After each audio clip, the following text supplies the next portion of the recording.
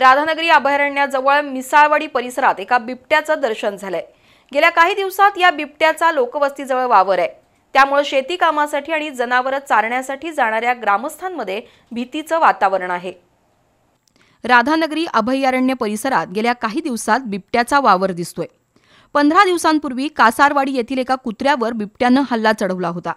आता अभयारण्याजवळच्या मिसाळवाडी, जोंधळेवाडी, दळवेवाडी, दुबळवाडी परिसरात वारंवार बिबट्याचं दर्शन होतंय।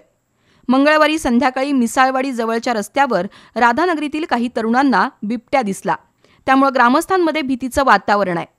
रात्रीच काय पण दिवसा सुद्धा शेती कामासाठी किंवा जनावरं चारण्यासाठी जाणाऱ्या नागरिकांच्या मनात बिबट्याची दहशत आहे।